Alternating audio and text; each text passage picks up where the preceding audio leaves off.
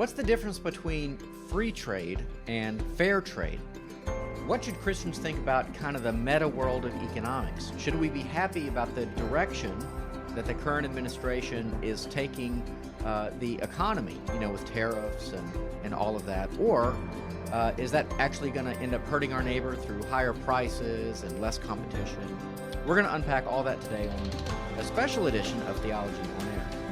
I say special edition because we're really looking at economics today, so it's a bit of a stretch maybe from some of our normal content. But we hope you enjoy this because we are going to, as Sarah likes to say, put the cookies on the bottom shelf for those of you who maybe haven't really studied economics before or are confused about why there's disagreement about what the Trump administration is doing. And so we're going to try to unpack all of that. But first, go to theologybythepint.org, theologybythepint.org, learn about our upcoming events, our leadership team, how you can get involved, how you can donate. This is all ad-free, right, for you. We're still producing ad-free content so that, we can bring you the best possible content with the fewest possible interruptions. So, theologybythepint.org, check us out, help us out. We'd sure appreciate it. I'm Evan McClanahan. I'm the pastor at First Lutheran. And with me today are two friends, Ken and Brian. Ken is not going to tell you where he works. Nope. But do you want to say anything else, Ken? I'm an accountant. And if Sarah were here, she would say, and he's also on the board as the treasurer. So, yeah, accounting, Cha-ching. all around. All right. Yep. And you're in the, just to kind of frame this, you're in the libertarian school of thought, right? I'm a Murray Rothbard, Ludwig von Mises nerd. Okay. So that would be the so-called Austrian school? The Austrian School of Economics. I'm not into sports. This is what I do for fun. I read books by 100-year-old dudes. Yeah. Okay, very cool. And if you've ever heard of Milton Friedman or Thomas Sowell, yeah. Friedrich Hayek, they're kind of the popularizers, you might say, of that school of thought. At least those are the names that I know. Sure. And Brian Lantz is with us as well. Yeah, good to be here. Pull that mic a little bit closer to you. Yeah, don't be too shy about eating that mic. And tell us about yourself. Oh, well, my field's economics. I write on it. I research on it. I have a book out. It's been out since November 5th, the day of the election, on Amazon in 2024. It came out on Amazon the day of the election, not the day after. Titled "The Trump Rebuild the USA: The Trump Presidency and Beyond." Yep. A deep dive, 450 pages, sector by sector of the physical economy, which is what I focus on: infrastructure, energy, forestry, mining, and all the rest. Water.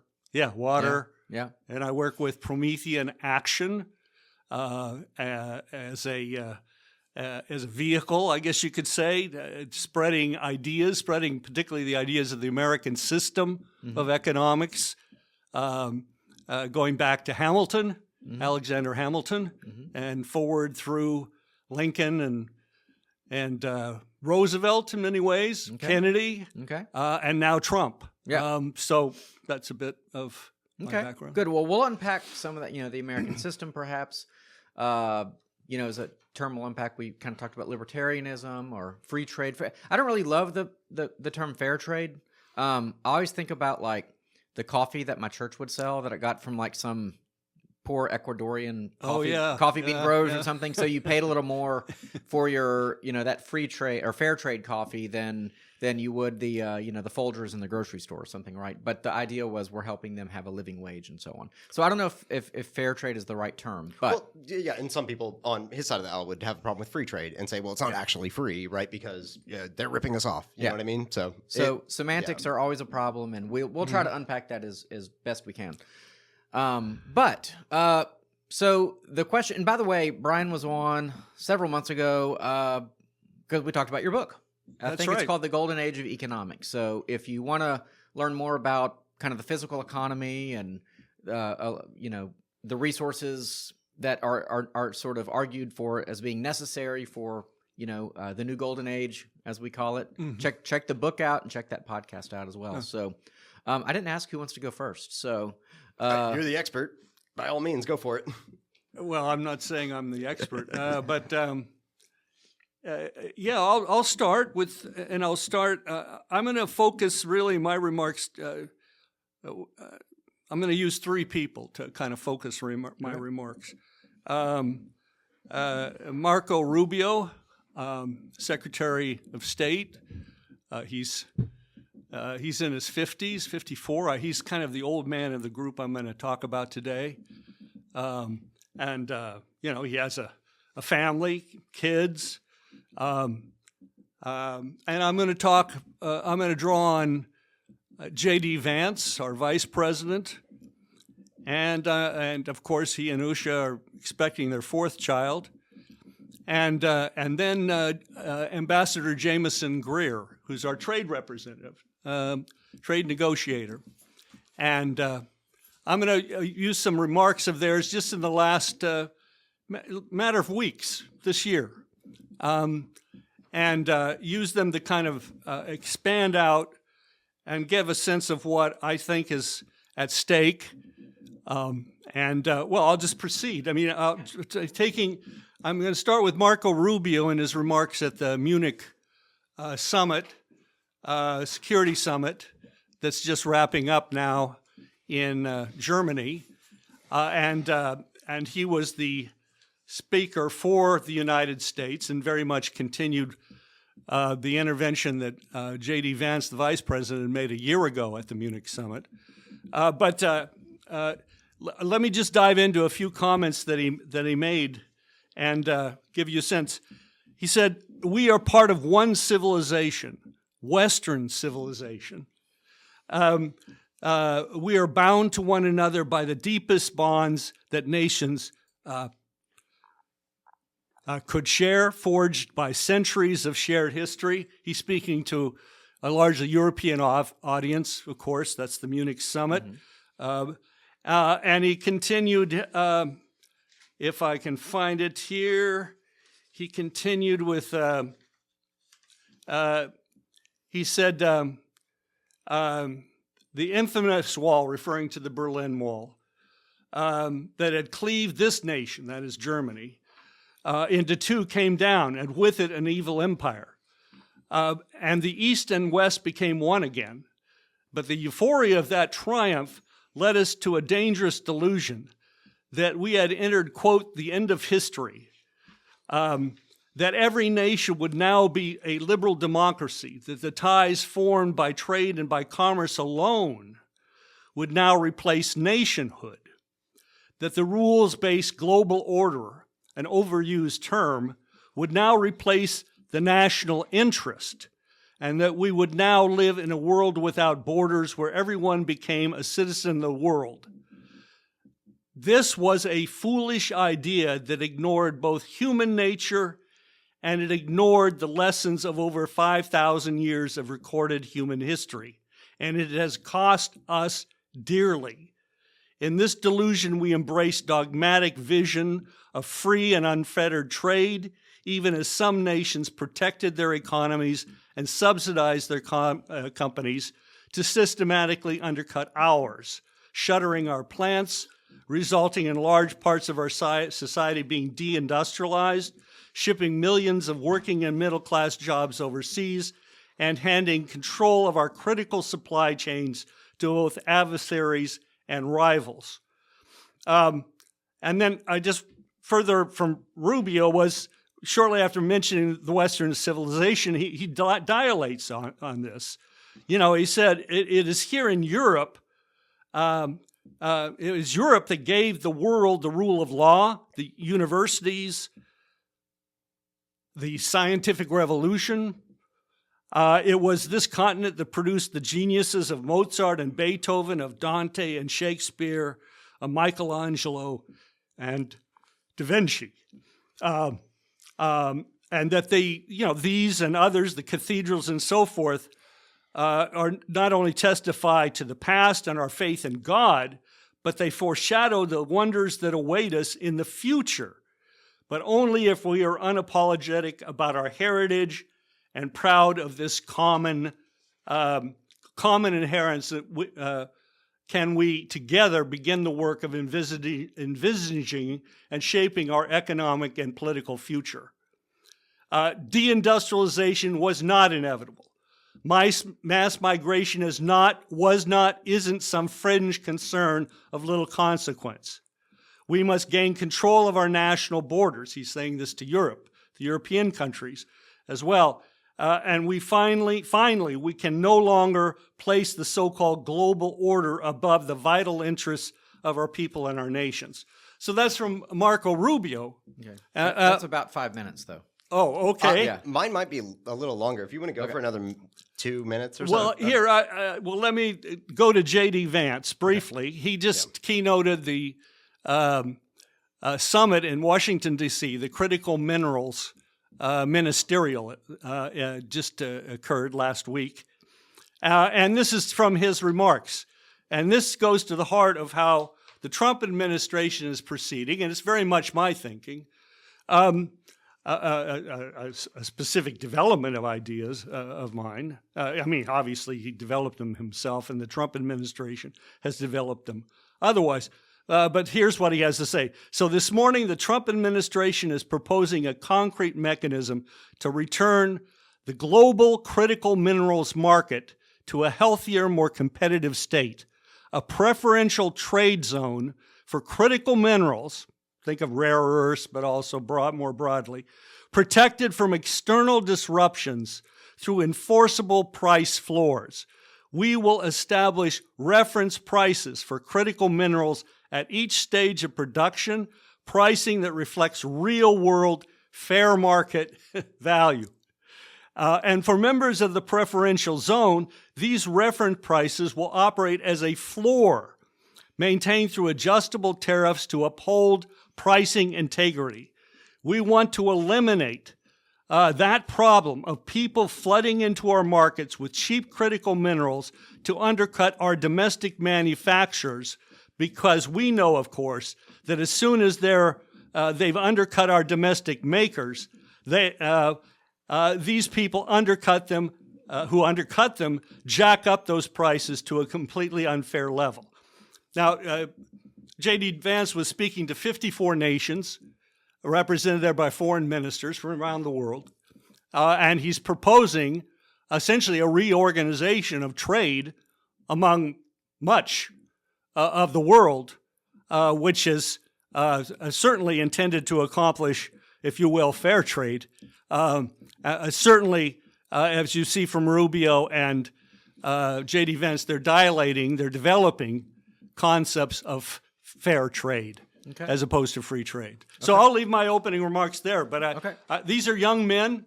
You know, these are new leaders. I didn't get to Jameson Guerrero. I'll do that in the process. All right.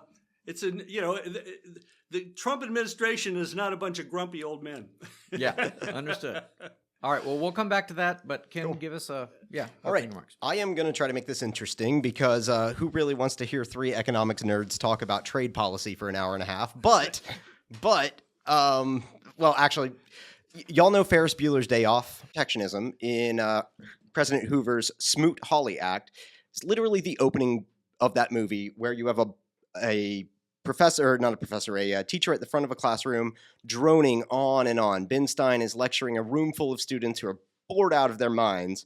That's where the famous Bueller, anyone Bueller, comes in. He's talking about trade policy, super boring. Hopefully, and I would say unfortunately, this conversation is going to be a little more interesting.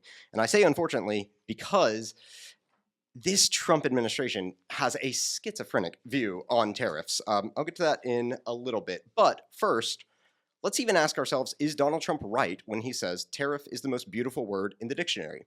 I think the modern day debate began, like the modern day trade debate, began in the Battle of Seattle around the 1990s, where anti-globalization and anti-free trade arguments started popping up in the American left.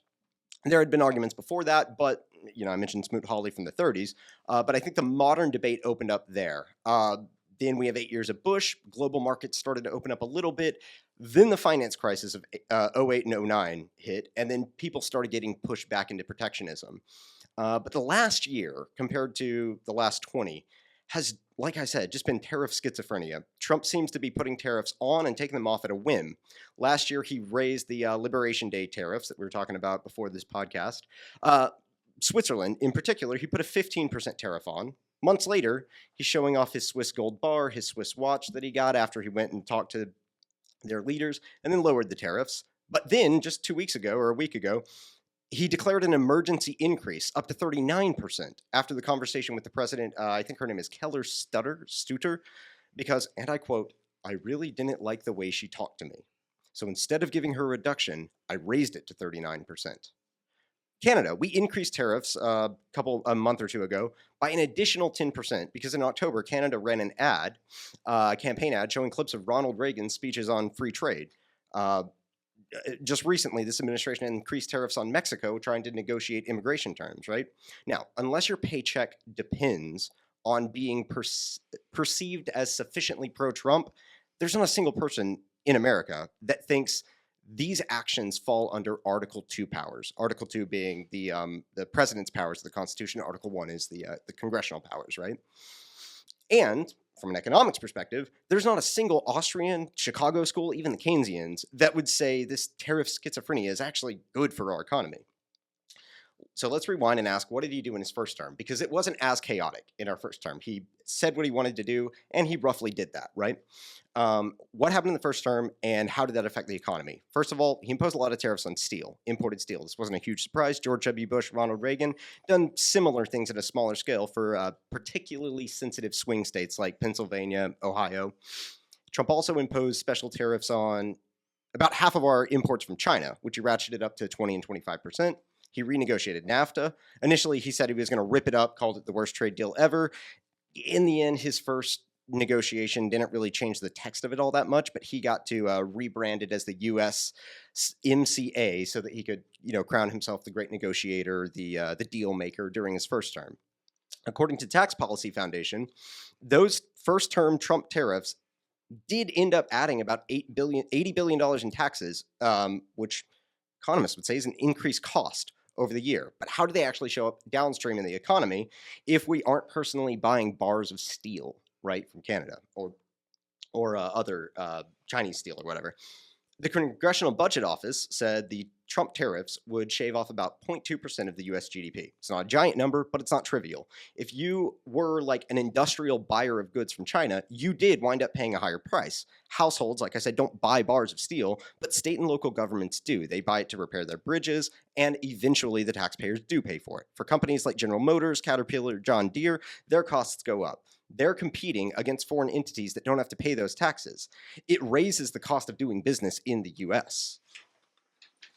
J.D. Vance often talks about the need to bring jobs home. You mentioned that in your opening. He critiques those who give away national sovereignty for $30 toasters, was a quote of his. But what is the actual effect of the protectionism on employment, right, on bringing those jobs home? Well, manufacturing jobs aren't really disappearing because of trade. It's because of technological change. In the 80s, it took 10 worker hours to produce a ton of steel. Now it only takes one, no matter where you are in like the national economy or the global economy even. Technology is just getting better. We produce just as much steel as we did in the past, but the jobs have changed from the blue-collar workers that J.D. Vance is talking about to engineers monitoring very advanced equipment.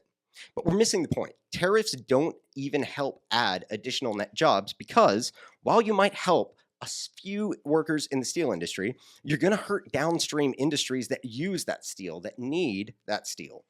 The Association for Manufacturing Technology and the Brookings Institute have both shown that we probably lost manufacturing jobs overall as a result of the steel tariffs. For every job that we protect, we lose a dozen or so manufacturing jobs that depend on the intersection of the volume of steel and the price of steel that we just cannot produce if we only make it or if we only produce steel locally. Now, the spookiest part of protectionism is that Trump said point blank, automation is the biggest disaster happening to the working man. Now, is it true that some workers are adversely affected by automation? Absolutely. But the social benefits are huge. Just ask yourselves, when would we stop automation? Would we begin before the invention of the microchip? Would we stop it before the assembly line? Hundreds of years ago, Watermills and windmills put tons of people out of work because a large stone grinder could mill as much wheat in 1 hour as an army of women could do in like a week. It reminds me of the Milton Friedman story.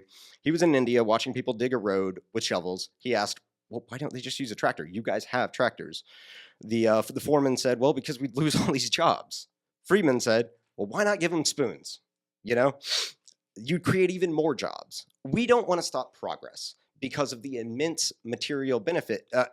We wouldn't want to stop progress because of the immense material benefit it provides just to give a few jobs to some people. So I'm going to hit the Ferris-Bueller topic again. Try not to fall asleep.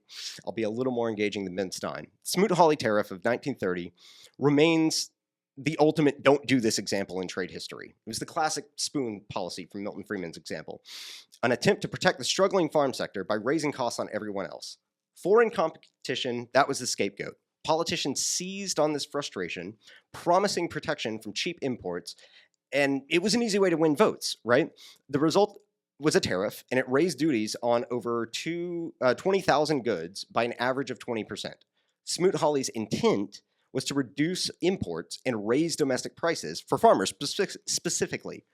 But that plan backfired.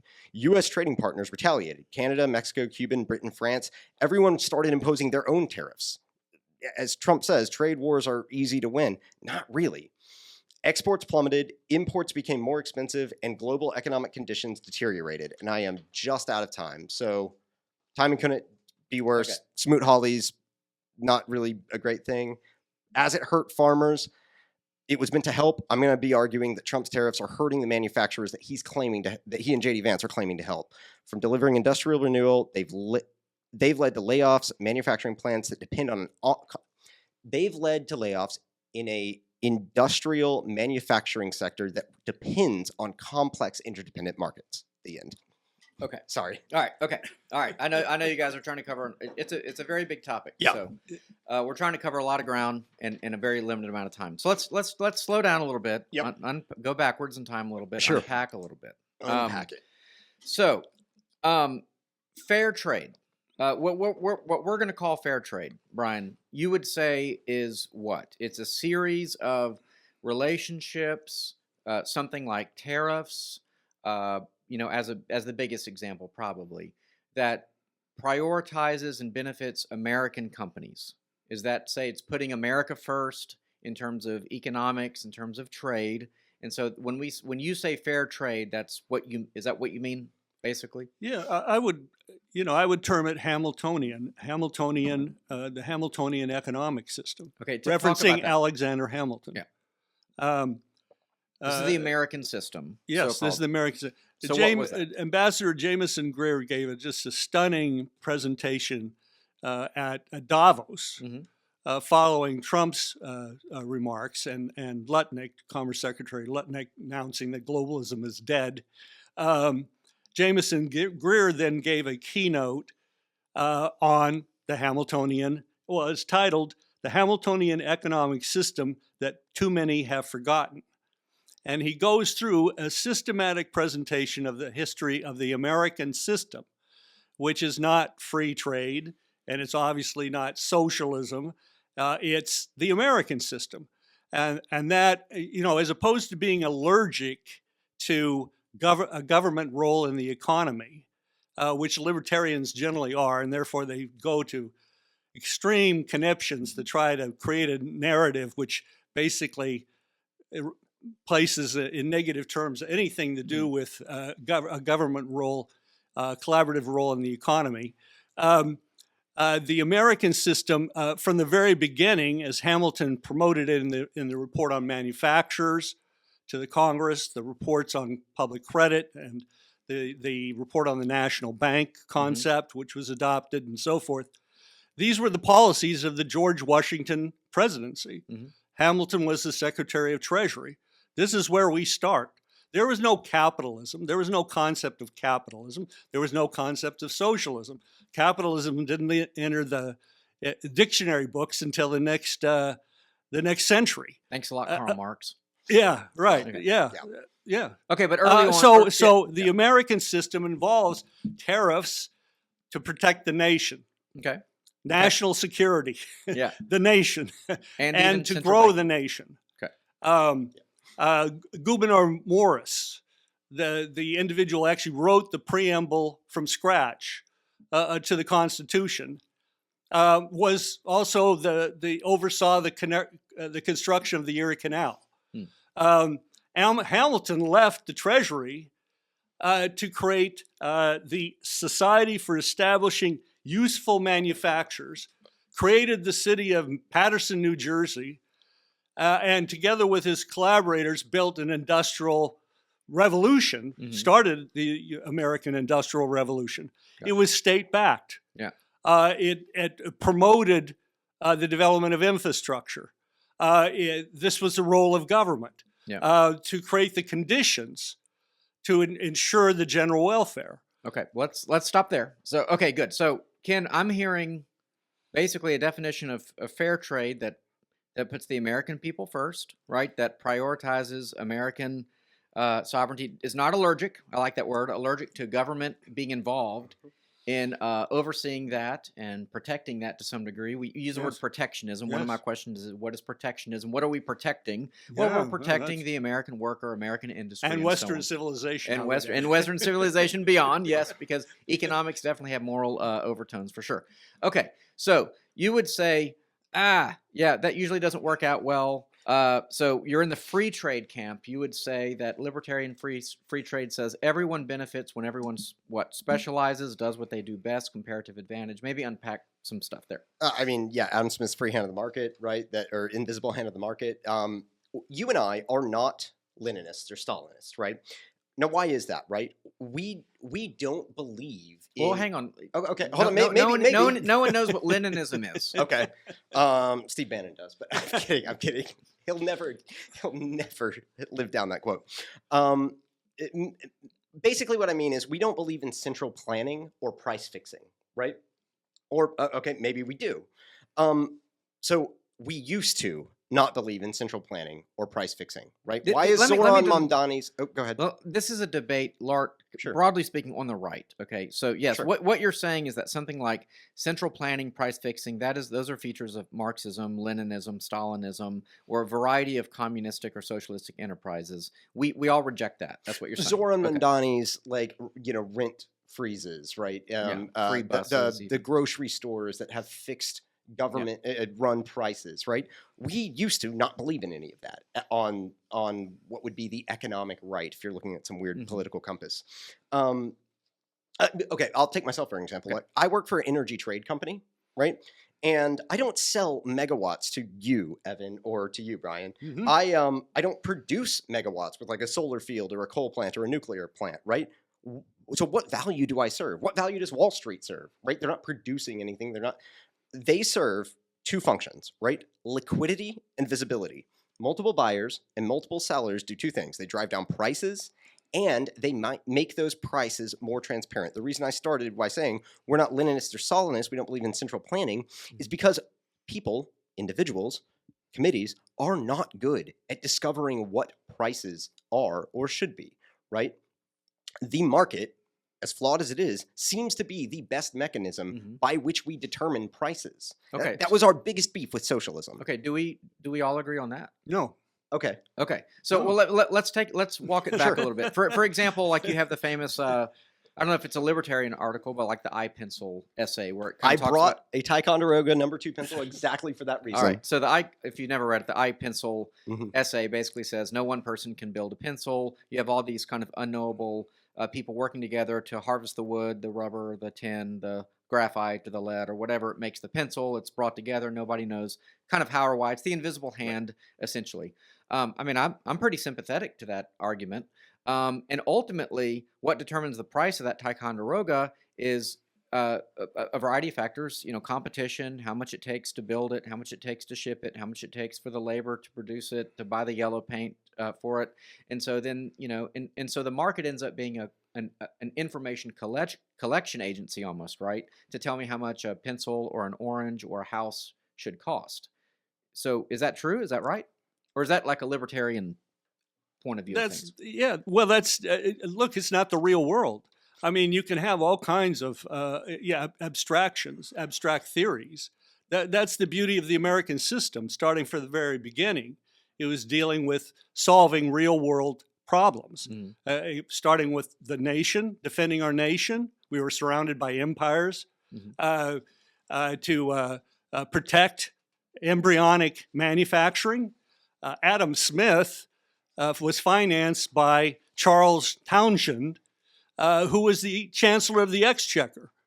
The what? I don't know what exchequer is. The head of the Treasury in England. Oh, okay. He was not some just academic or somebody coming with ideas. Okay. His book was published in 1776.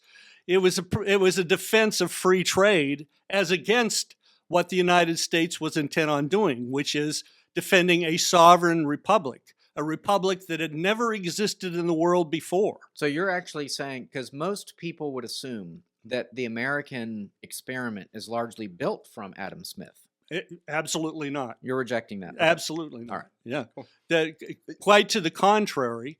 By the way, Townshend, Charles Townshend, is the name associated, the Townshend Acts, which imposed massive taxes on imports into the United States from Britain to pay for the housing of British troops, et cetera, in the United States and the rest. He helped feed the American Revolution. It was one of the intolerable acts that they were complaining about. So Townshend, the bankroll, I mean, he literally supported Adam Smith for his entire life. Okay. Is an exemplar of what actually is going on here. Okay, but how much in terms of promoting this so-called free trade? But how much should an orange cost? So as an example, right? Like, how do we know? What I was saying is that if there's a whole invisible hand or whatever, right, that determines that an orange costs 79 cents a pound. Okay, you're saying that prices are. You want to create the conditions where entrepreneurs can flourish. Okay. So what are the conditions that create that process? Okay. So the question of taxes, to finance infrastructure, for example, roads, how does the orange get to you? Right now, we have the critical problem of mining and ores. I have a piece going up today at 1:30 on my Substack on mining and how that's coming front and center as with this critical minerals ministerial. We don't even produce our own lead. We have to import it. Yeah. As J.D. Vance and others are emphasized in their remarks to these events, I quoted them earlier on, said, look, these guys dump. The commodity markets are not let's find the right price, the fair price or whatever. Commodity markets are full of speculators financed by Wall Street and the City of London, who cannibalize the physical economy. That's why numbers of antitrust actions, are now in the process of being prepared. Okay, hang on. I'm trying to keep it very understandable without getting to every possible thing. Okay. I'm trying to figure out how much an orange should cost. Right. Okay, and you're saying that, well, look, it's not just the free market. You've got a lot of infrastructure, taxation, regulation, government actions that feed into the cost as well. That create the conditions where those oranges can be grown in the United States. Okay, so and those farmers can flourish. So go ahead if you just want to respond. And my question would just be like, at what cost, right? And maybe you're not even sympathetic to the Thomas Sowell idea of trade-offs, right? We exist not in the world of the perfect, but the world of the trade-off, right? The fact that with the orange farmer making the wages that you would want him to make, if we set a price floor, we're going to have some sort of trade-offs. We see this with the corn subsidies and the knock-on effects of now having like ethanol in our gasoline. But unpack that. You're saying that the government pays farmers to grow corn, right, and then we have a bunch of extra corn, and we don't know what to do with it, so we put it in our gasoline through ethanol. Right. Okay. And so you're saying a while ago this used to damage engines. Now we've gotten better at manufacturing cars, but like the trade-offs, the unintended consequences, right? There's no such thing as free lunch, right? So you're saying that. Well, to answer your question, Sure. I would say it's not a matter of trade-offs. It's a matter of development. If you create the conditions where a farmer or a manufacturer is making a decent profit, that farmer, that entrepreneur, because they are, essentially scientists. They are people that think about the future. They think about the technologies available and what can be developed. They utilize those profits. They plow them back into their industry or related industries or related agriculture and become more productive. In other words, the point is to create the conditions for a growing, healthy economy. A byproduct of that is those companies or farms can employ employees at a decent wage. Mm-hmm. Therefore, the government doesn't have to build a welfare state. The economy itself becomes an expanding pie, or as John F. Kennedy liked to say, a rising tide lifts all boats. Oh, so let me ask a quick question about like the subsidies that we're suggesting might bolster the American farmer, and then the ranch hands that he'll pay, and then the knock-on effects of that. Does that come? I'm just mentioning trade-offs because I'm saying it has to come at a cost. You were taking Evan's dollar and giving it to a farmer, right? And so two things. You mentioned the roads earlier. It's like, well, those dollars could be used by the government for something else, right? And somebody is making the decision that they go to farmers, or Evan could use that dollar for something else. Now, and that's a deliberative process. Sure. That's why we have governments. It's why we elect a president directly. The president is elected by the American people. Congress is by district and so on and so forth, and by state in terms of the Senate. The president is elected directly. Mm-hmm. He is just to go back to some remarks you were making earlier, he is the commander-in-chief as well as the president. He is the chief legislator. People don't think about that. It's a very Hamiltonian view. Yes, of course. He proposes legislation. He gives the State of the Union. His office drafts legislation. And he can veto. He discusses it. He can veto it. He discusses it and deliberates with the Congress. He plays absolutely a critical role. The executive. If you want to downgrade the president, you end up with a parliamentary system that Woodrow Wilson proposed, where you say all the power is there in the Congress, and the president is essentially a figurehead. Yeah. No, the president has to lead. And policies like tariffs are very much within his purview. I would like to address that, though. We're still going to get to tariffs, but again, for our listener, I'm going to constantly be pulling you guys back. Okay, I can tell. And I'm going to be interrupting more too, so just get used to it. Okay. What Ken is saying, what you're saying is that it's okay if the government sort of picks winners and losers in the market, right? Because so long as it's our country that benefits, right? So as long as we are engaged as citizens in the deliberations about the future and the direction we want to go. So we have elections, okay? And hang on. Sorry. Okay, I'm still laying it out. Sure. Calm down.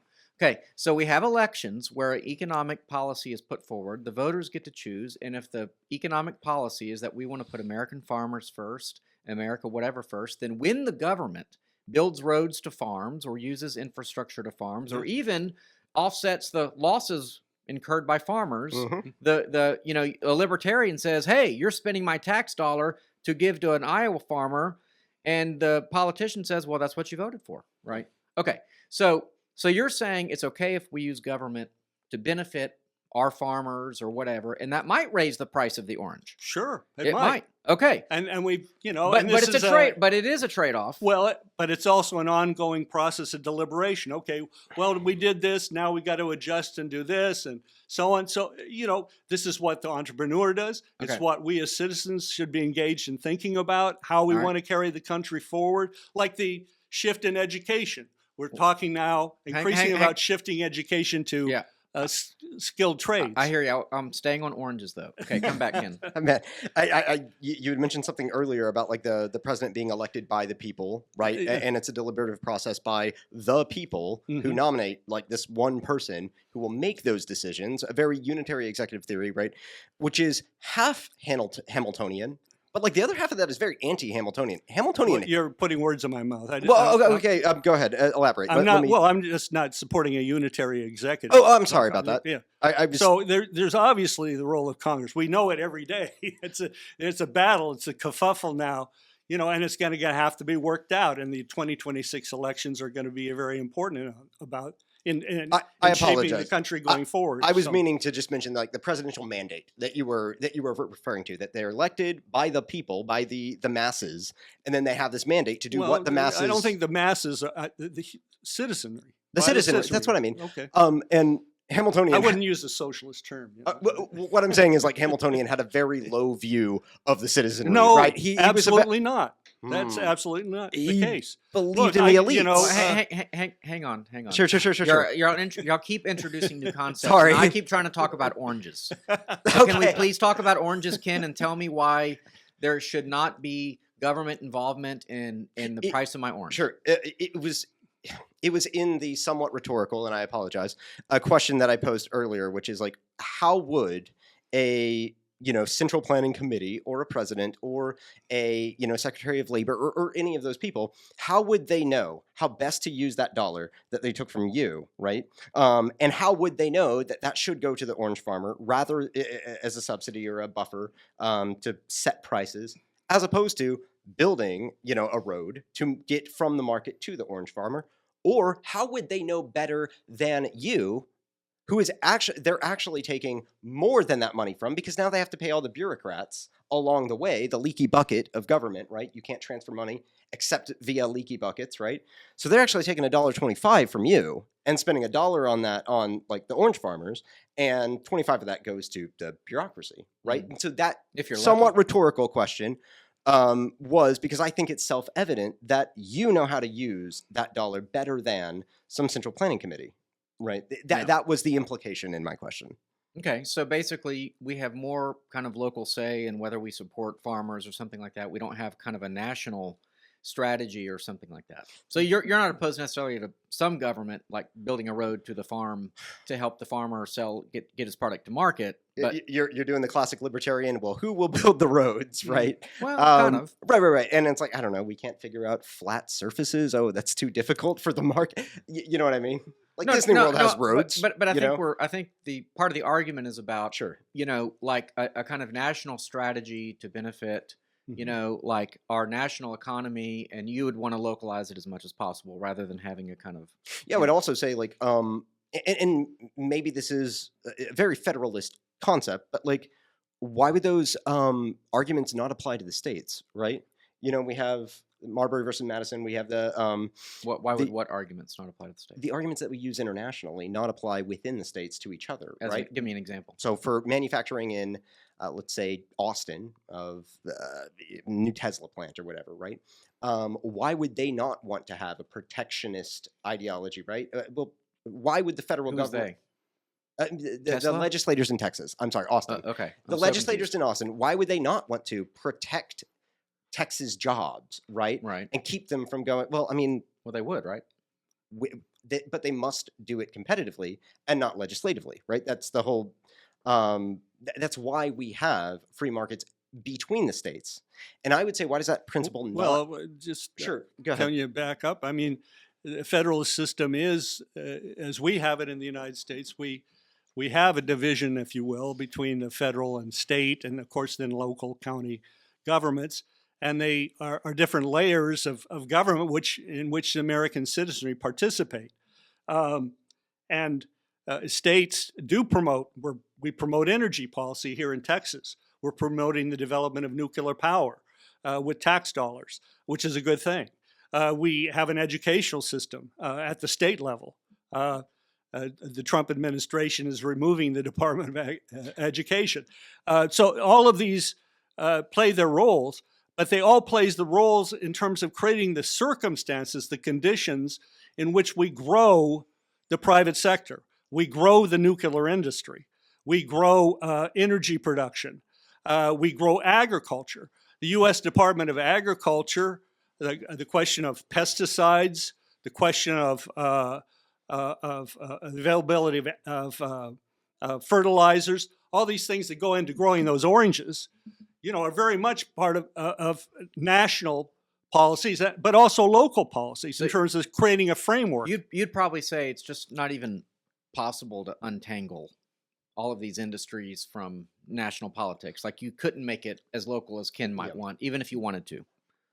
Yeah, that's fair. Okay, let me simplify my argument. I'm so sorry. I did get in the weeds a little bit. My point was just that, like, Texas cannot place a tariff on Louisiana or California or Pennsylvania, right? Like, Texas is not allowed to do to other states what we are doing nationally, and that was just my point. Right. There's interstate commerce. That's federal laws. Right. Okay. That's okay.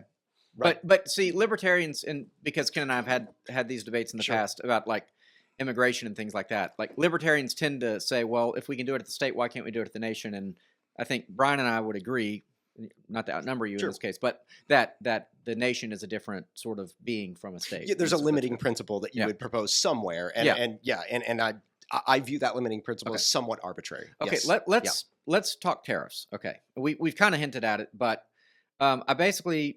Brian, tell me why tariffs are good, and Ken, you tell me why they're bad. I can't make it more simple than that. All right. Can I add in one other question? What are the purpose of these tariffs? What purpose do they serve? Well, let's talk more abstractly first. Like, okay. What would Alexander Hamilton, for example, say? And then we'll get to maybe the modern day. Well, I really encourage people to read Hamilton. I mean, you can read the report on manufacturers. It's less than 100 pages, and you can access it for free on the internet. But and his other reports as well to the Congress, and these were the policies adopted by the Washington administration. And by the way, okay, yes, these were major fights early on. I mean, Jefferson and Hamilton hated each other. Hated each other, So by the time, so Jefferson considered, Jefferson's friendship with Adams was ruined, over these sorts of disagreements, where Adams and Washington were called essentially Federalists, and the Republicans, became not the modern day Republican Party, but Jefferson and Madison and Monroe were all from Virginia. They were in that Republican stripe. Right. They hated the Federalists, and they were slave owners. And they to be fair, Washington was too. He inherited, literally about to say that. Yeah. With his marriage to his widow, the widow, became his wife. He inherited these slaves, fair. And when he freed them upon his death. Yes, which Jefferson sold his own common law wife back into slavery, as well as his children into slavery. Yeah. And Jefferson endorsed Adam Smith. But I think there's a real divide there. All I'm saying is that we tend to think all the founders agreed, and that if Alexander Hamilton... that's a very good point. But our listeners, again, I'm doing this for them, they probably agree that all these founding fathers are great, and they probably all agreed on most stuff, and if Alexander Hamilton is a really smart guy, and he wrote a really cool 100-page booklet about manufacturers, it was taken as gospel truth by all, and what we're saying is no... Back then, it was already a major, major bone of contention. So, so Washington's presidency itself was just full of conflict, full of controversy, full of disagreement, yelling and shouting about what way the direction, the American country should go. And he was against parties, right? He kind of had to decide these sorts of things. So all that said, the report on manufacturing argued for, in part, tariffs. Yes. Okay, and so explain again what a tariff is. And those policies were instituted by the Congress. Okay. Full support of the President Washington, George Washington. So the idea of those tariffs were to protect, in particular, embryonic manufacturing in the United States, which, as I mentioned, Hamilton participated in directly after leaving the Treasury. Give an example of a product that early Americans made.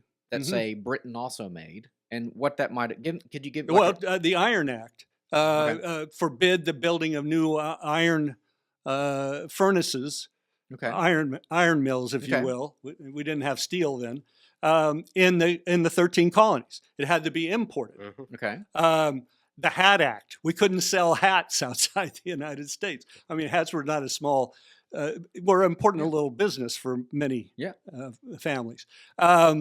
Many other pieces of land we could not trade with other countries except with the mother country, if you will. Okay, so if you lived in Georgia and you wanted a hat, Mhm. and it was 87, or You had to buy 1795 maybe. Mhm. Okay, you had to buy from an American.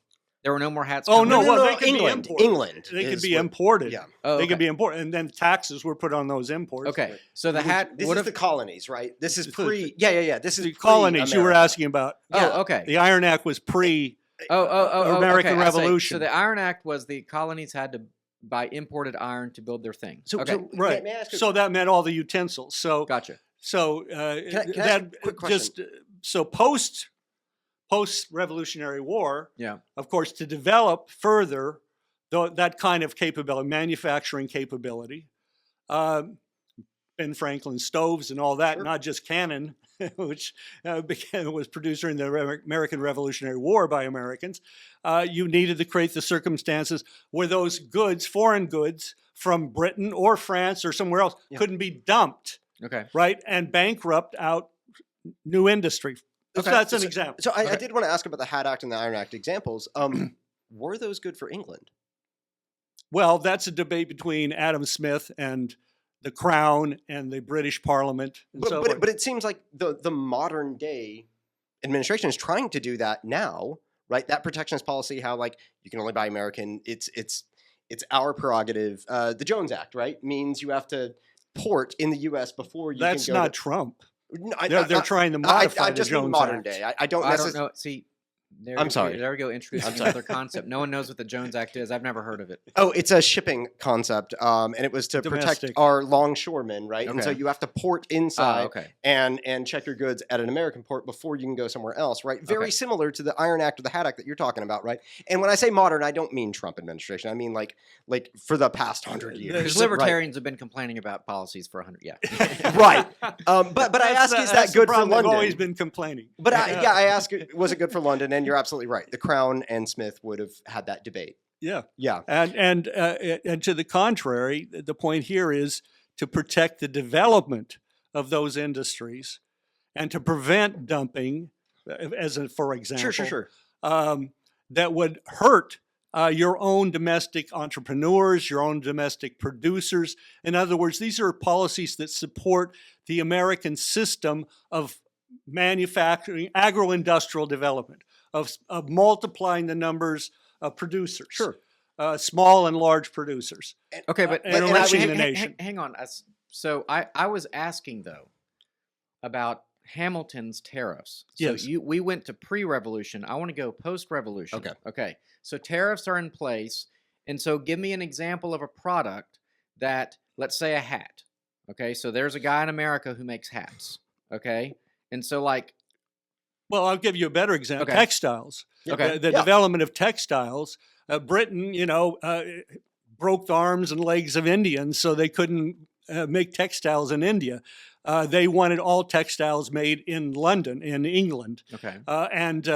If textiles had just been able to come in the United States willy-nilly, we wouldn't have had textile industry. We would have been exporting our dollars, our Yeah. gold, actually our gold and silver, Yeah. to buy this stuff from England. So the idea is, well, we'll develop our own textile Right, industry. right. Okay. And so it's going to be expensive to start all that up, and it's going to cost a certain amount of money to make textiles here. Correct. So the only way to A very keep good the example. the English textiles out of our market is to impose a tariff or a tax. To Right. prevent the dumping Right, that right. you're talking about. Okay. Yeah. But And even Yeah. selling at their price, quote unquote, their price might Exactly. be more than the price of producing it domestically. okay. But if you have a long-term view, not just an immediate market greed basis, but you're thinking in terms of the nation and your posterity, you're thinking in terms of, okay, well, we have to protect Yeah. our embryonic textile industry. That's where Paterson, New Jersey started. Yeah. The project of Hamilton and his people up in Paterson, New Jersey was with Yeah. textiles. And do we make any textiles in America anymore? Not too Yeah, much. I wanna come It's back a to that. question. I want to, but for our listeners, We should. Yeah. To answer the question again, though, like, but you would say tariffs good in this example Mhm. because it helps embryonic infrastructure, manufacturing begin in this country.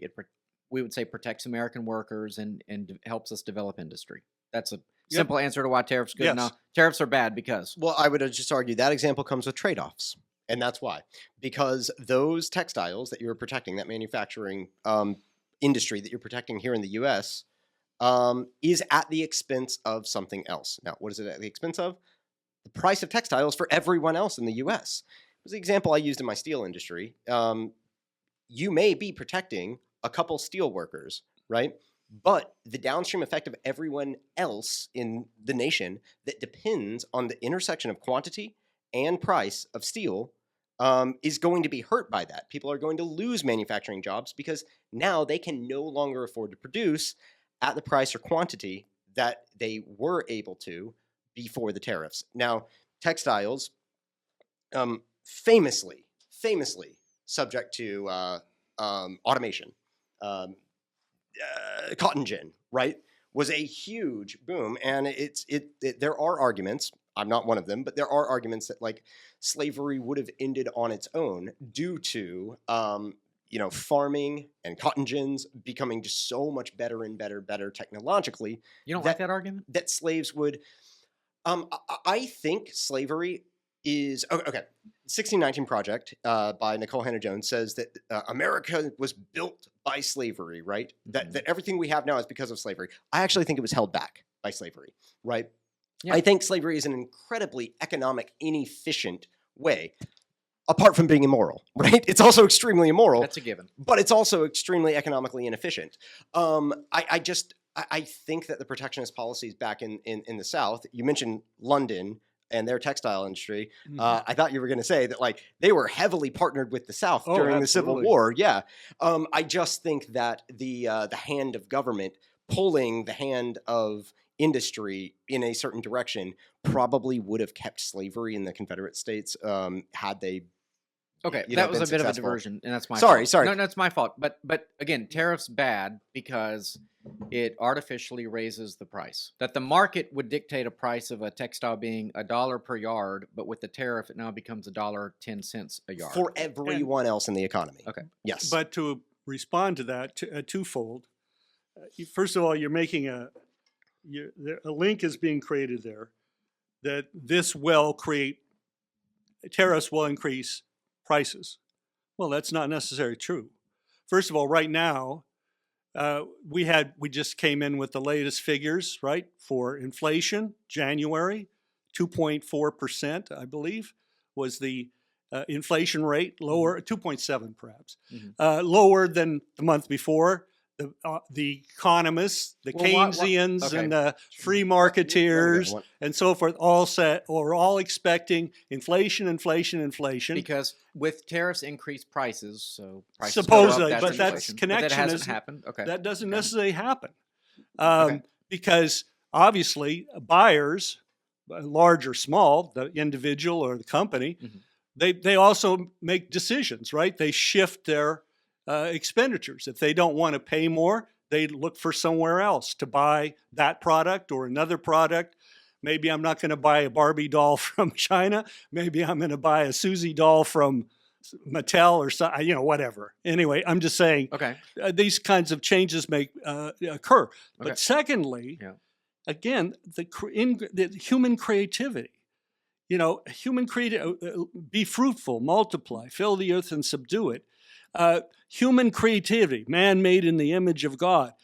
Creativity creates revolutions in technology. If you create the circumstances in which the manufacturer is able to reinvest because he has profits, this is you might think it's not predictable. That's true, because these kind of things are not predictable. The world doesn't work in arithmetic, according to arithmetic formulas, econometric formulas. Revolutions in technology simultaneously can lower the price. If you're developing domestic manufacturing, the effect will be to lower prices. It may not be tomorrow.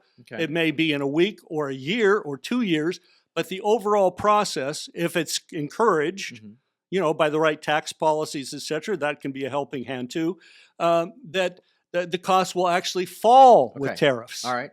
Did you read Trump's op-ed a couple of weeks ago? I think it was to the Wall Street Journal, where he was talking. He mentioned inflation, like you said, that the tariffs actually have not changed inflation. He quotes the Harvard Business School, talking about how the trade deficit has also decreased. Right? He's making all of these claims in his op-ed. That are going against his own Census Bureau, saying that the trade deficit has increased, but he's claiming that the trade deficit has decreased. He's also claiming that it hasn't affected inflation. The Harvard Business School that he's quoting does estimate that these Liberation Day tariffs have added an estimated percent to the inflation, as measured by the CPI. Like when you measure according to the CPI. I'm just I'm looking here for a graph. I brought one graph with me. If I can pull it out of the hat here, maybe I won't. But if you take a rolling average, a 3-month rolling average, this is from the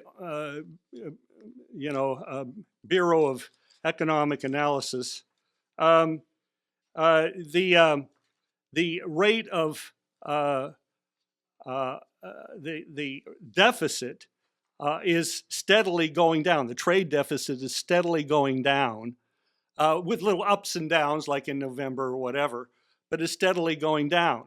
The federal deficit is going down. It's still a deficit, but it's going down. The Trump policies on tariffs, are being utilized politically to bring countries into collaboration with us. It's not simply you either raise it or lower it. It's a matter. He's using it very skillfully in negotiations. We have Japan investing $550 billion into the United States.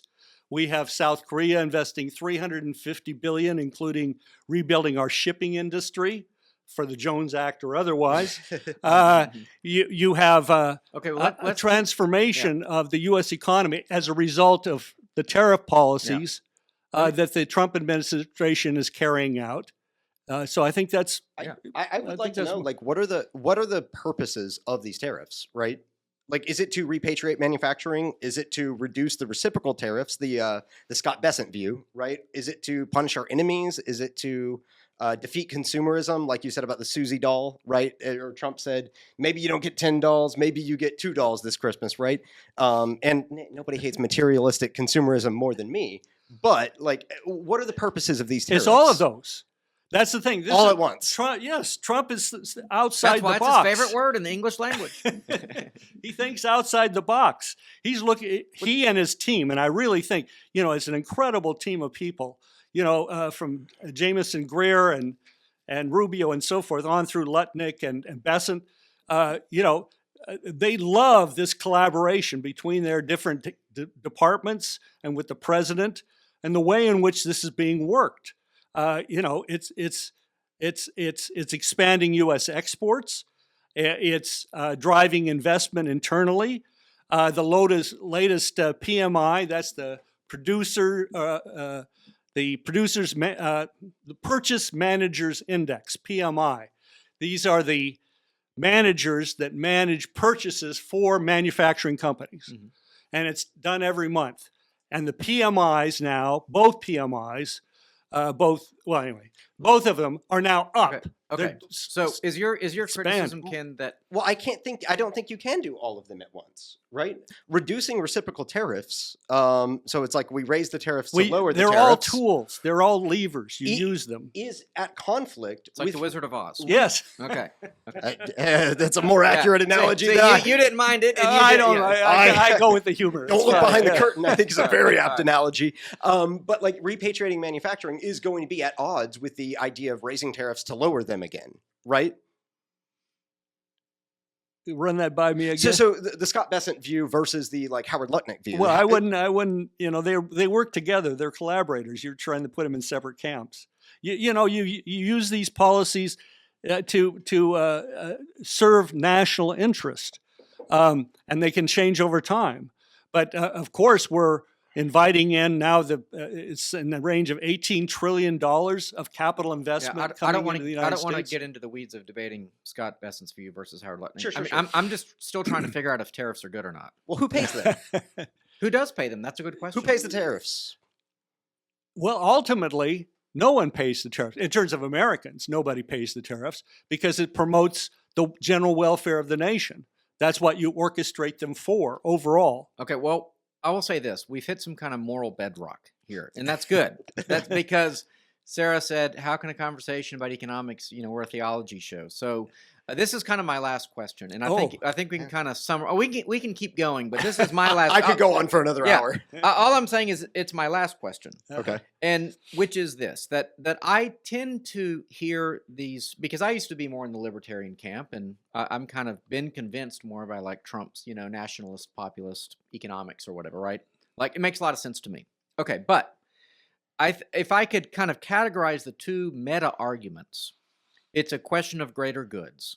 And they both are well-intentioned. I want to give, both sides, broadly speaking, I think they have the best of intentions. And so on the libertarian side, ultimately, if the market works its magic, the consumer benefits by getting lower prices at the end of the day. Maybe more localized control.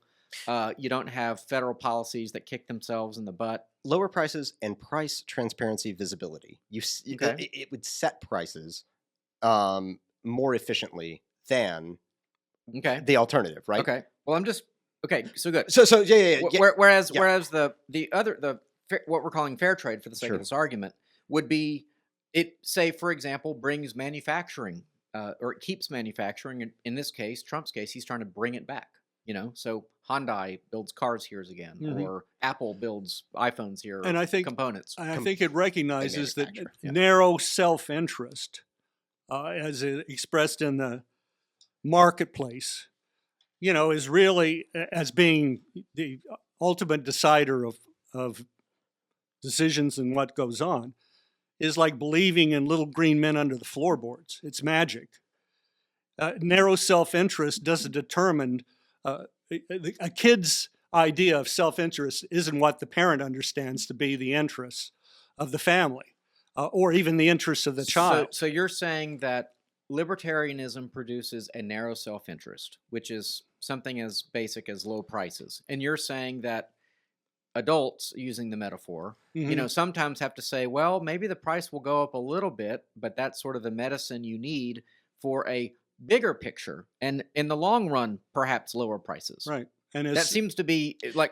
And as a citizenry, we need to deliberate on these things as we are here. Yeah. Right, exactly. Yeah. I mean, I just a quote from Adam Smith. This is from his Theory of Moral Sentiments. The administration of the greater system of the universe, however, the care of the universal happiness of all rational and sensible beings, is the business of God and not of man.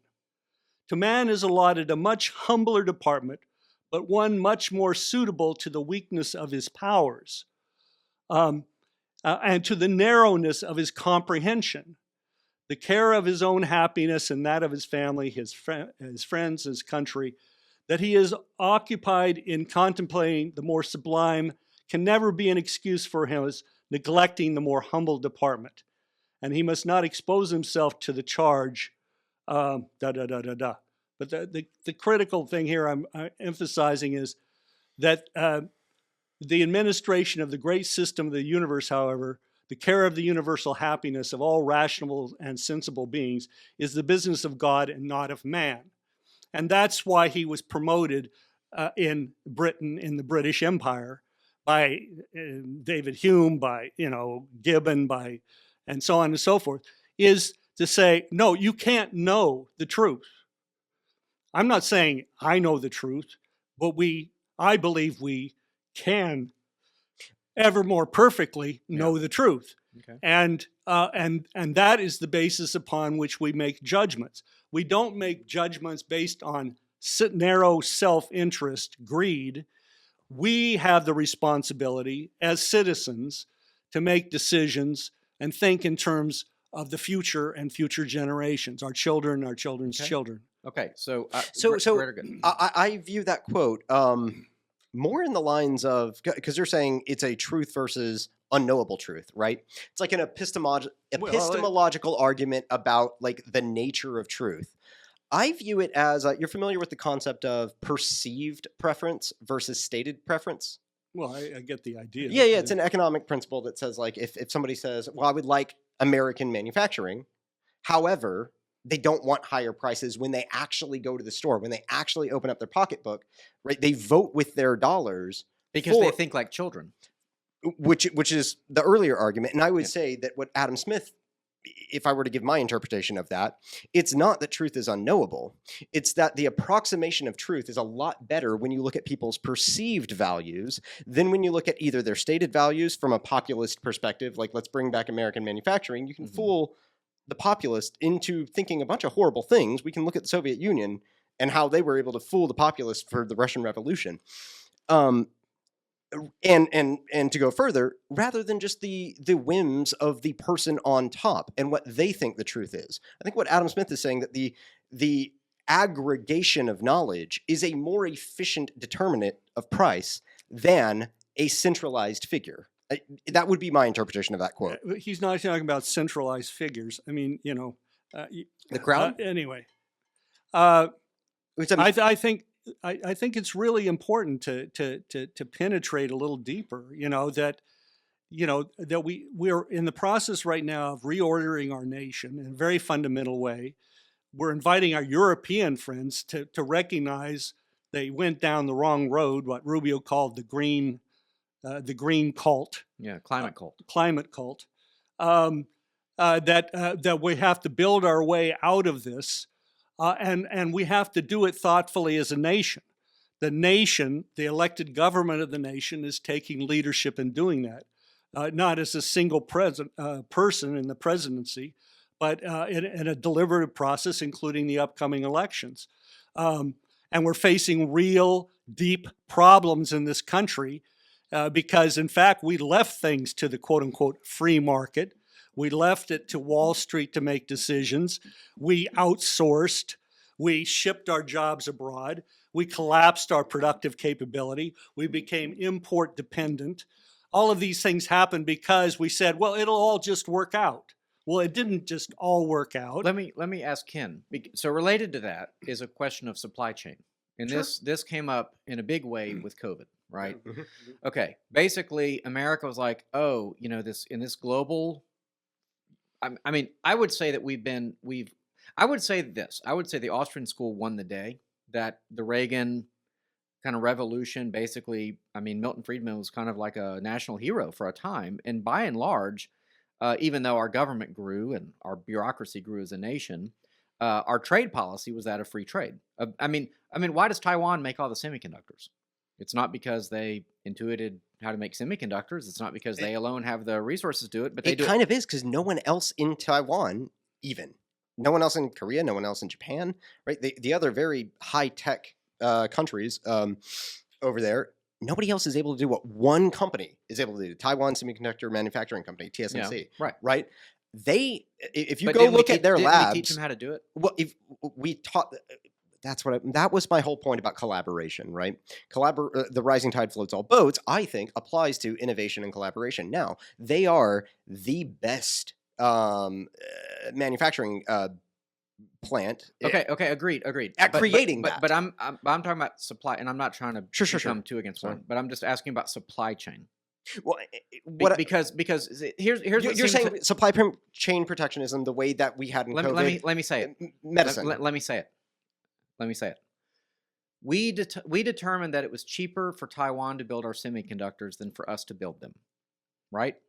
That's free trade. That we benefited from that by lower prices for the consumer. Yes or no? So far, chain of thought. Yes, on a Okay. spectrum. All right. Okay. Yes. So now that Taiwan could be invaded by the CCP Mhm. and they could take over that, all of a sudden we're like, oh crap. Our semiconductors, which our economy depends on totally, basically, are not safe. And yes, medicine would be another example. So China makes our antibiotics, our vitamins and all of that. These are just two small examples of probably 1,000 other things. Masks were another small one, right? We were afraid that like China can only make masks this fast. So doesn't it make sense to have a more interventionist economy rather than a libertarian free trade system if, for no other reason, we control our supply chain? If you had perfect knowledge, right? And this is the knowledge problem that Thomas Sowell would talk about, right? If you had perfect knowledge, then you would know 5 years, 10 years down the road what manufacturing industries would needed to be protected, right? But we had no idea until recently that the TMSC would be. Is it the tail wagging? That doesn't instill me much faith. Well, hold on. What I'm saying is it the tail wagging the dog, right? Do we have so much demand for semiconductors, right? Just naturally? Or is it because TMSC was able to produce so many, so fast, so efficiently that all of these industries says, hey, these things work really, really well at Moore's Law, which is you can get a semiconductor smaller and faster in a year, right? So you don't think Americans could have built... My point is the idea that you can predict that. Okay. You're saying is what Thomas Sowell is criticizing. These are abstractions. I mean, TSMC is now building plants in Arizona. Sure. Because Howard Lutnick and Besant and Trump and so forth, sat them down and worked with the Taiwan government. And so they're now building them here to get inside the tariff wall because they can build them inside the tariff wall at a cheaper price. And so it was shown to them by our trade negotiators like Jameson and by Lutnick and so forth, that this was a good thing to do, as opposed to just giving money to companies to try to get them to build chips here. Mm-hmm. We created circumstances where they want to build the chips here. And so we're improving our national security. We don't have perfect knowledge, but we damn well know we're going to know better tomorrow what we don't know today. We're going to improve our knowledge. We're not going to, say, oh, we don't know. Look, it's basic British liberal thought. Hume, the supporter of Adam Smith, promoter of Adam Smith, and the rest of the school is that truth is unknowable, that your truth is your truth, my truth is my truth, and that these are just opinions. That's all. And that's why you can do your thing and I can do my thing. That's not the way morality works. That's not the way Christianity works. It's not how Judaism works. It's not how, in fact, Islam works. The essential point here is we can become better. We can perfect our knowledge, and we can have faith in our ability to perfect our knowledge and our collaboration as a nation. Okay. All right. And on the truth, the epistemology, what is truth, right? I slightly agree with you, right? There are two very, very far ends of the spectrum where the CCP or the USSR have one end, which is the state is the truth, right? Mm-hmm. That's like on one far end of the spectrum. And the other one is the postmodernist, there is no such thing as truth, right? Now, that may be what Hume is arguing. Yes, that's... And Hume being... And Locke and... Now, Hume being and that underpins Adam Smith. A contemporary of Adam Smith, I would say, again, read. Don't take his word for it. Don't take my word for it, right? Just read The Wealth of Nations, right? And try to ask yourself, what does Adam Smith think about truth, right? Is it, and you're proposing that Adam Smith is saying truth is unknowable, and I'm proposing that Adam Smith is saying that it is more likely that a group of people will unconsciously migrate towards the truth than it coming from a top-down perspective. When he says man can't determine the truth, he's saying the king basically can't determine the truth, right? But the people.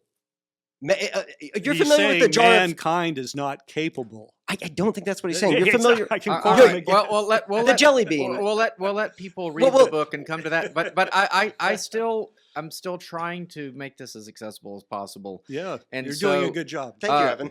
Okay, but so I didn't think that we would agree. But still, in that last question of supply chain, let me ask it this way. And again, Ken, Like, would it be better if America controlled more of our supply chain or not? Because like when you're talking about the JD Vance minerals thing, that was to connect dots, right? That was what that was in large part about, right? Right. Okay.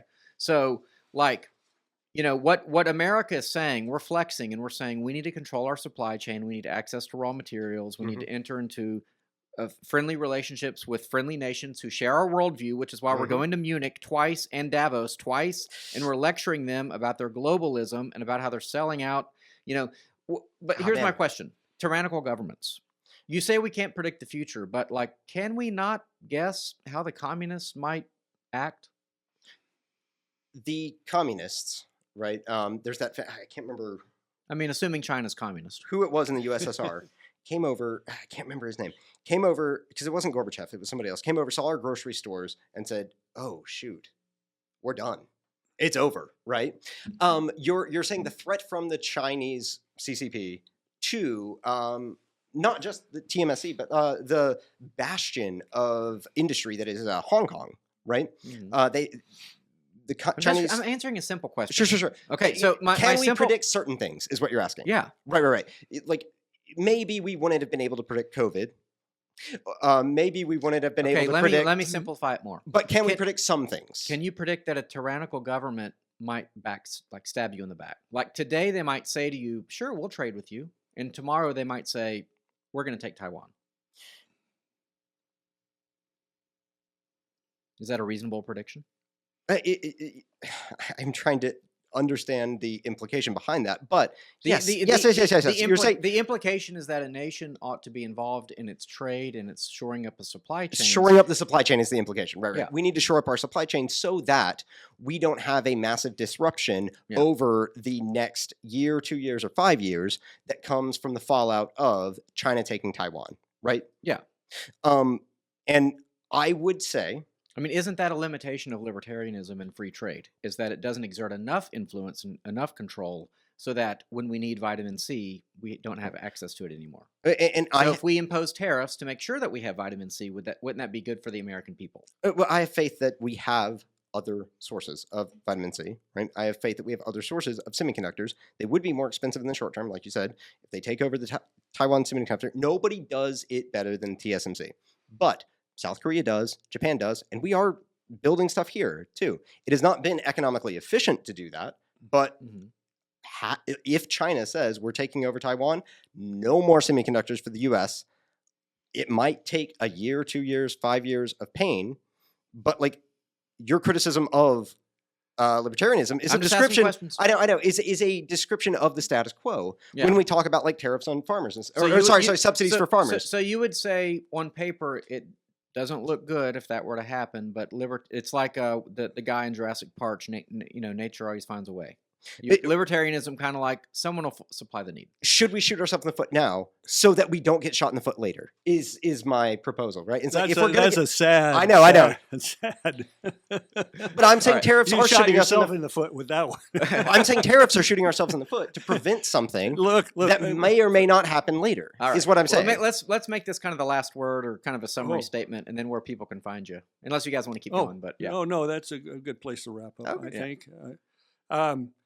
Look, again, we have right now as a nation, we're rebuilding. Manufacturing is taking off. That's the PMI figures. The Purchase Managers Index is just the latest reports on that. Both the S&P 500 Purchase Managers Index and even the Institute for Supply Management. We have 130,000 more jobs. We're moving illegal immigrants out of the country. We're bringing down the trade deficit. All of these things are occurring right now within a year of this administration taking office. And when you look, and particularly, I would just ask people to look up Jameson Greer's remarks at Davos. You can just go to the U.S. Trade Representative Office. His text and the video are available there, or I'm sure it's available on YouTube.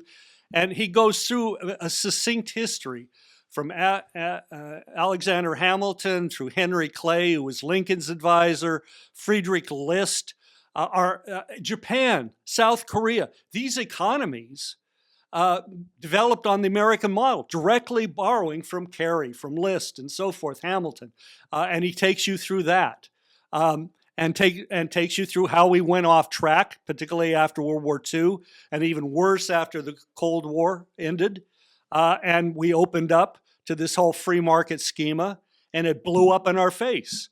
And how we are now putting it back together again. So I think it's a great shift that's going on in the nation. We're regaining our sovereignty, control over our own nation. We're promoting entrepreneurship. We're promoting the small businessman. We're promoting rising wages for our workforce deliberately as part of that. We're on the right track, and that's the American system. Okay. All right. I think my closing. Can you switch to that camera? I have something that. Absolutely. Do you have another piece of chalk, other than just this one small one? I could go find one. I can use this one. Okay. I think my point can be perfectly illustrated by the S&P 500 point that you mentioned earlier. That like, hey, the economy is actually booming right now. Or to quote Pam Bondi, but the Dow. It's not the Dow, it's the manufacturers. Sure. But what we're saying also, you also mentioned the S&P 500. That no, like, I didn't. The S&P 500 manufacturing index. Gotcha. PMI index. So, draw. For the podcast listeners, we have a carry on. I'll For the describe. podcast listeners, as any graph would show you, right? Time is on the x-axis, and the Dow Jones, S&P 500, Nasdaq, any of them are on here. And roughly over the last 5 or so years, it has looked like this, right? We dropped during COVID, it rose, and what we're arguing about here is Liberation Day, right? Where we had a drop. Nobody knows what that is. Liberation Day was last year when we announced all of the reciprocal tariffs April on 2nd. Right. Okay. And what's being argued now is that today, right here, that is higher than Liberation Day, right? Right here. Okay. And So this drop is irrelevant simply because the dollar amount now is higher than the dollar here. And any Wall Street hedge fund bro or any 4-year-old, either one, would be able to draw a line from here and a draw line from here and say that right there, that's what you're missing out on when you try to centralize your economy, when you try to have central planners decide this is what prices should and shouldn't be. That's my point. And that's a good reason for me to plug people going to our YouTube channel and liking and subscribing there if you're just listening on the podcast. So find us, Theology by the Pint, on YouTube and check that out. If I could put in my Substack, absolutely. If people would like to read more, there's dozens and dozens and dozens of articles covering a lot of ground. The latest one is on mining and mines, what's being done now by the U.S. government and what's opening up in terms of private new initiatives. That's Brian with an I, Lantz, Lantz, run together, brianlantz.substack.com. And that'll take you to my Substack. It's free and free to share. And I'm not telling you guys where I work. I work at First Lutheran, and I interestingly, I mean, I do talk to college students. And just last week, we got into a debate about inflation. And it was kind of funny because, we started talking about inflation. We started talking about, tariffs and stuff. And people are like, but the eggs. I had someone tell me the eggs were still $10 a dozen. I'm like, well, they haven't been $10 a dozen in a long time unless you're getting some boutique, niche, organic cage-free egg or something. But tariffs didn't have anything to do with that. That had to do with the culling of 1 billion chickens or something. Anyway. So this stuff is real. People do think about it. And at the end of the day, economics, as Christians, we want to figure out how to love our neighbor and serve our neighbor the best. Economics is sort of a theory of how we do that. And so hopefully for the listener, this was a helpful kind of guide in thinking about some of these issues. We've had other debates where we argued with communists as to why communism is bad. This is more of a mural debate, perhaps on the right a little bit, and reflective of different schools of thought of the last 40 years. So hopefully you found it interesting. Anyway, theologybythepint.org. Thank you, Evan. Thank you both for coming very much. Until next time, we encourage you to question freely, think deeply, and disagree as needed. Peace.